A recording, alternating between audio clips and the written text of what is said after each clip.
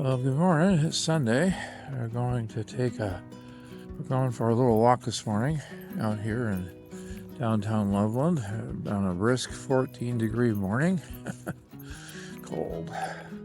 I hear it's going to be warming up a little bit later this week, which I'll actually enjoy because a few days of super cold temperatures at night and in the morning kind of makes everything ache. It's so cold. Anyway, we're going to get our day started today. We got church. Hopefully my daughter will come to church with us, daughter and son-in-law, and it'll be great to see them. So always looking forward to that. But yeah, we're down here just taking a sunrise walk downtown. Making coffee. First order of business today after our very cold walk. Looks like someone's enjoying a sunbeam after his walk. Well, it's finally warmed up today. Oh, that's nice. I can go outside without freezing my fingers off. So now we're in the 40s and 50s right now. So it's warming up quick. Next few days looks like it's going to be a little bit warmer. Anyway, church was really nice. It was great to have my daughter and her husband come visit and praise God together, and that was a wonderful thing to see. It really made my whole weekend, I think, when your kids come share on your spiritual journey a little bit. It is a blessing. But anyway, so I was very happy about that. Today we're going to go down to Longmont in a bit. I'm walking Cappy now after church so he can get his daily quota of sniffs and bushes to pee on and dogs to bark at and other things that dogs got to do. And so dogs going to do what they're going to do. So that's what I'm doing right now. And I'm going to go down to Longmont and we might check out that other park that we didn't get a whole lot of chance to check out. I don't know what we're going to do down there today. I know I've got some things to do. I might just read a book. I don't know. We'll see how it goes today, but after lunch. Anyway, so stay tuned. So I had a good comment that came up from a viewer. When I had been talking in a previous video about how I actually feel more secure financially dealing with living in a van than what I ever did in an apartment or a rental. The question was, or the comment was, well, what happens if someone steals your van and then you lose your whole life, right? And everything you have. That would be true if that was everything I had. So one of the things about Vanlife and saving on rent the way that I do, I still work, so it's not like I don't have income. That income gets saved, however, for the next thing, so the next van. And so as I'm living this life, I can actually take the money I would have spent and thrown away on rent, and it is tossing it away if you're giving it to a landlord because you'll never get it back.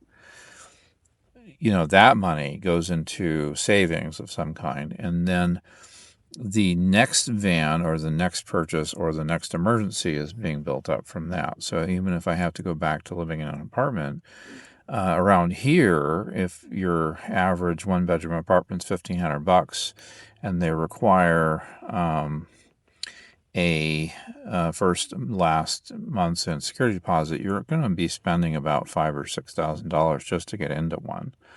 So you'd still have to put that money away, and that money would buy you another van. Maybe not a new one, definitely not a new one, but it would buy you something, right? So as you are saving up, you're providing your own financial security through your own minimalizing your lifestyle. I also don't have as much to steal. I don't have as much to lose. I live in the van. Other things are in a storage unit. The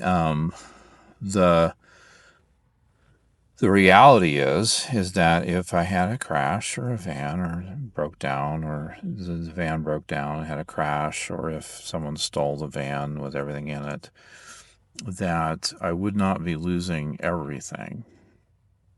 The other thing is that I put safety in place too. I have security cameras that records the cloud. Someone steals the cameras, they still get recordings from that. So whoever's going to mess with the van is going to get a recording of it. So at least I can give that to law enforcement perhaps and get it back. And you can go as far as putting location trackers on your vehicle and all that. The other, but the main thing here is that there's this common myth that somehow living in an apartment or a house is somehow more secure. And it's not. Your life is still at risk. I had an apartment, and a next door neighbor had some candles and caused a fire and nearly lost everything in that apartment that way. I've had bad landlords that couldn't keep up the building to code, and there were potential hazards that way. I've had, but even if I were to own a home, you might say, and say I even paid the home off somehow, if I'm still paying property taxes, I'm still renting. I'm renting that home from the government. So it's not, and they can come and take it away. So there's no way you can actually own anything in terms of real estate for real. Now you'll have an appreciable asset, right? If you own a home, but that value can go down, and in many locations, values of homes are going down. So that's a thing. People lose money too in those things. And you could put it away in equity, but you're still paying a mortgage payment that you're not going to get back. So in many ways, my choice of living a van life and looking at that as a future possibility, even in upgrading to the next van, which I'm looking at doing eventually, is a choice for financial stability, because I have control over more of the variables in my life. I don't have control of all of them, and I never will. Life is not without risk, and there's no way to have a life that is going to be risk-free. But I thought that was an interesting comment. And, feel free to comment on your own too if you think I'm wrong about something. But in my experience, living in apartments and houses and things, the financial benefit, the financial risk is not worth the benefit anymore, considering how costly things are. At one time they were. At one time I could earn, $30,000 a year as a designer back in 1992, pay $400 a month for rent for a 2-bedroom apartment that was in a decent neighborhood. That's no longer anywhere ever going to happen again. So the incomes haven't raised with the inflation costs. And so that choice was just to kind of knuckle down and say, okay, what is my least risky option? And in many ways, the van is the least risky option, at least for me. If I'm in a sketchy place or think there's stuff going on, I can move it. I can move the van. If there is something going on, I have cameras. I have ways of keeping the vehicle safe and myself safe. And those would be things I would need in a home anyway. So what's the difference? So it's kind of a myth to think that because I would live in a sticks and bricks apartment or live in a house that somehow I'm more secure. The reality is I'm not. I'm still mitigating risk. I still have to deal with the risks of neighbors and other things. So there are always risks. And so the question is the risk worth the reward? And for me, this was my calculation. For you, it may not be. That's okay. But it was a great comment. I thank you for that comment. Lots of food for thought. But at any rate, I just thought I'd add that into this video here. Well, We did decide just to kind of hang out here in Longmont and take the rest day that I had promised myself.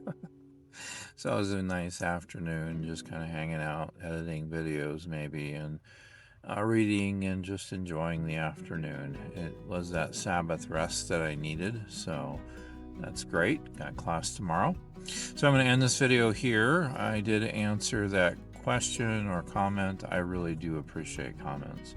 So if you are interested in what I'm doing and just the way that I'm living my life as I share it, please give me a like and subscribe, or even leave me a comment. I do try to address those comments, and they really help because it gives me something to talk about. Sometimes it's not always clear on the day-to-day when you're doing these daily vlogs. So I do love that. So thank you again. Like and subscribe, and I will see you in the next video. God bless. Bye-bye.